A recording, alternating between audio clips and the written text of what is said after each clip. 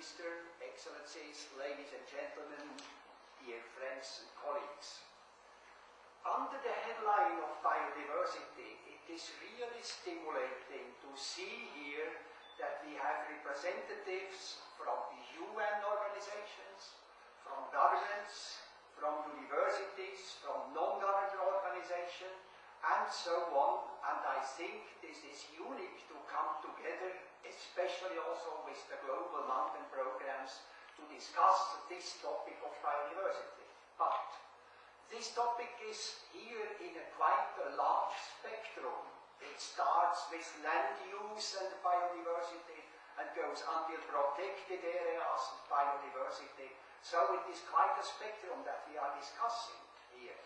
But this discussion is also going on, as it was just said, in a time we should see this dynamic situation and to have the knowledge to handle this for the future. I am beginning in one or this one element. I'm just showing it was mentioned by Fabia. This is the map which was based on the analysis of inventories of plants, vascular plants. And I will just to show the dark red color to you. And in this dark red color you may see here in Central America and in the Andes, also in the Atlantic range, in Africa here, especially also you may see here this part of the Himalayan, and goes on then to this Pacific island.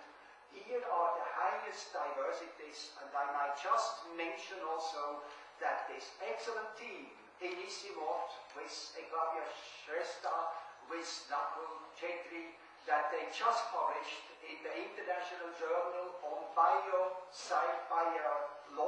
or the Biodiversity Science and Management. Now something with very precise data about the Himalaya.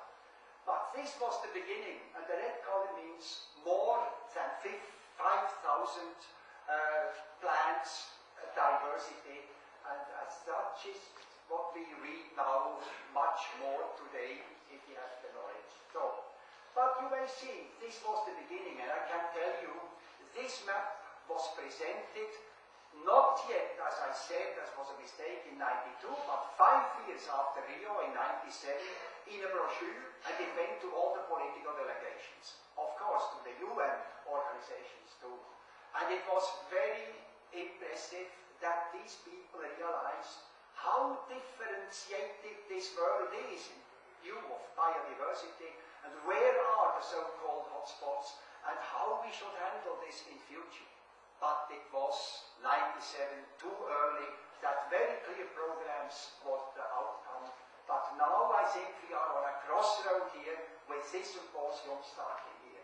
Now you see this big mountain system, huge mountain system, and if you think what is biodiversity for such a mountain system, if you think that here you have dry and arid mountains, less than 400 millimeters of precipitation, and if you go here in this Assam region, you have 4 meters of precipitation, and if you go here to Cherrapuncha, you have more than 10 meters of precipitation annual being.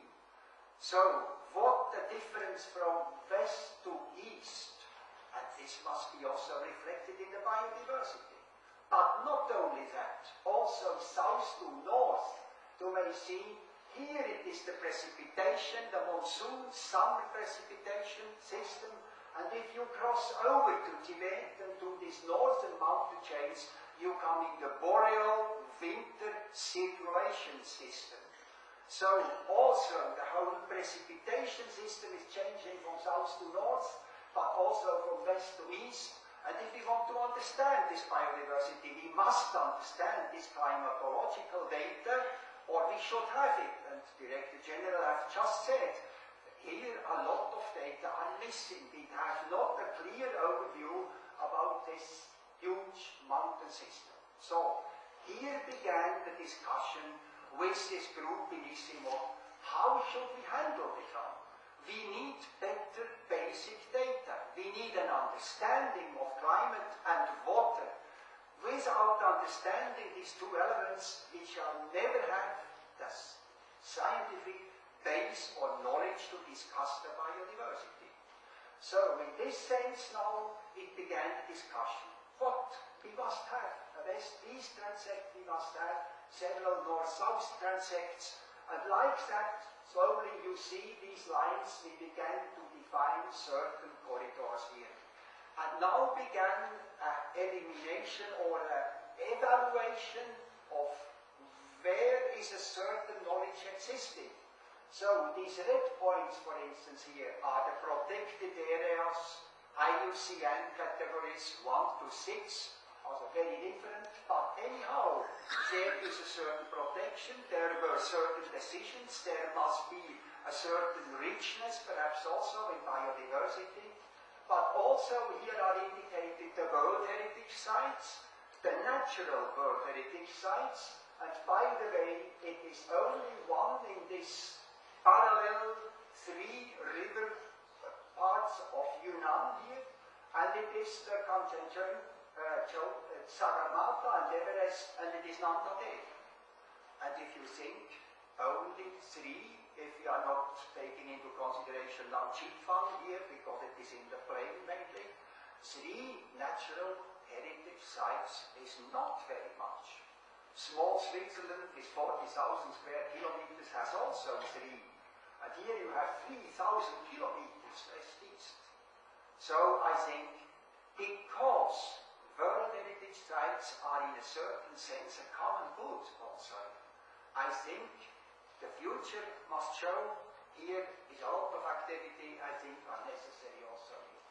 But not only heritage sites and these IUCN categories of protected areas, here are also the Ramsar sites, wetland sites are indicated, and like that we try to find out where is a certain concentration here to define these north-south corridors, which represent at the end also a west-east transect.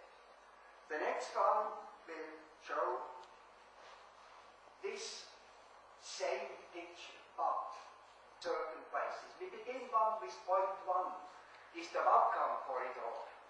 Here a transect, and there would be involved Afghanistan, China, Pakistan.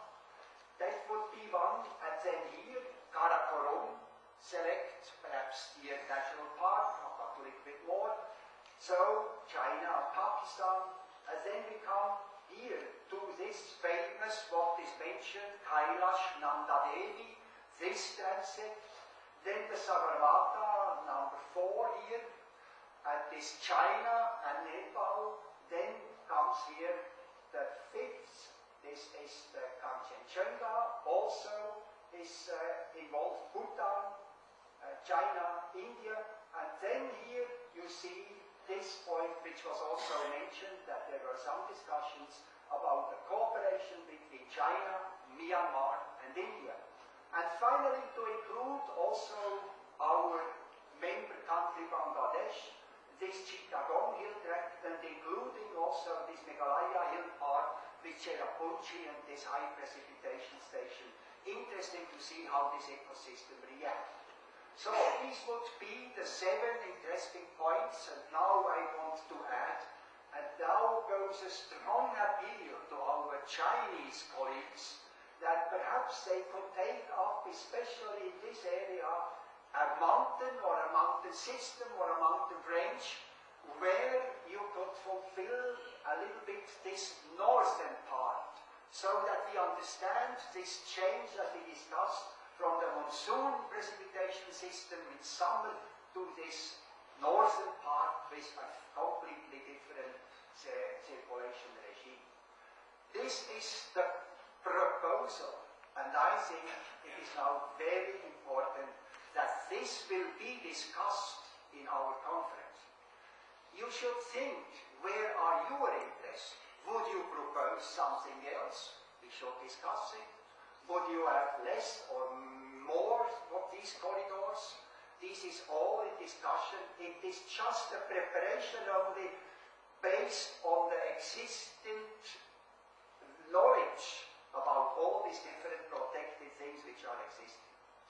This is our starting point in a way, but at the end, it is every region region that is selected here is never only national, it is always crossing borders.